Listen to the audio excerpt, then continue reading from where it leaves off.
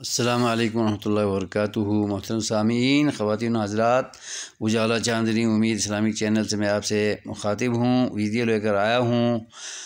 آپ میرے چینل کو نئے آنے والے سامعین و ناظرین اور محترم خواتین و حضرات ضرور سبسکرائب کیا کریں تاکہ یہ سلسلہ ہمیشہ کے لیے قائم و دائم رہے، جب تک ہماری زندگی اللہ قائم رکھے، یہ سلسلہ خیر جاری بھی رہے۔ اللہ ہمیں ہمت اور علم و عرفان عطا فرمائے، آمین۔ تو میں اس ویڈیو میں یہ آپ کو معلومات دینا چاہتا ہوں کہ شب قدر کی راتیں رمضان کے آخری عشرہ اور دہائی میں موجود ہیں۔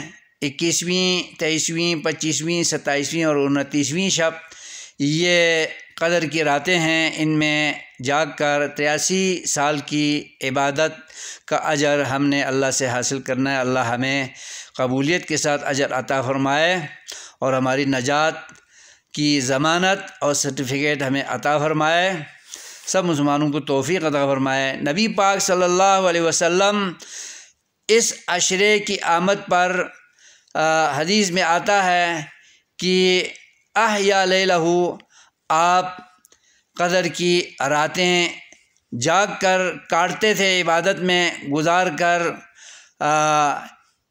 ان راتوں کی سعادتیں اور نور، ضیاء اور اجر و ثواب خوب حاصل کرتے تھے۔ خود جاگ کر صحابہ کو ترغیب اور دلچسپی دلاتے تھے کہ اس رات کو میں خود جاگا ہوا ہوں، تم بھی جاگو اور اپنے اہل و عیال کو بھی جگاؤ۔ آپ صلی اللہ علیہ وسلم امہات المومنین کو اور اپنی ازواج مطہرات کو ایقظ اہلہ کے الفاظ ہیں کہ اپنے اہل و عیال کے تمام افراد کو، گھر کے تمام مکینوں کو جگاتے تھے اور انہیں جاگنے کی ترغیب آپ دیتے تھے۔ ازواج مطہرات بھی جاگتی تھیں۔ اور شد مئزرہ، یہ الفاظ بھی اسی حدیث میں ہیں کہ خوب کمر بستہ ہو کر، کمر کس کر اللہ کی عبادت میں مگن ہوتے تھے۔ پوری رات قیام میں گزارتے تھے، دعاؤں میں گزارتے تھے، ذکر و اذکار میں گزارتے تھے، تلاوت کلام پاک میں گزارتے تھے اور اللہ کو راضی کرنے کے امور میں گزارتے تھے۔ اور سحری تک آپ صلی اللہ علیہ وسلم اور آپ کی ازواج اور امہات المومنین، صحابیات، اصحاب رسول، اہل بیت اعظام، سارے ان قدر کی راتوں میں اللہ کو راضی کرنے کی کوشش کرتے تھے اور 83 سال کی عبادت سے سرفراز ہونے کی کوشش کرتے تھے۔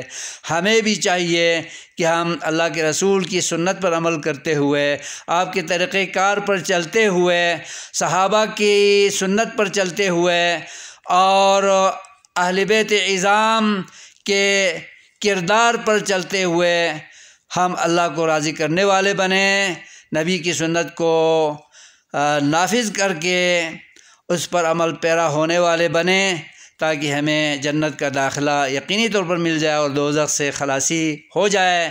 اللہ کی رحمتیں، مغفرتیں، بخششیں اور عتق من النار، دوزخ سے خلاصی اور نجات کی ضمانت ہمیں مل جائے۔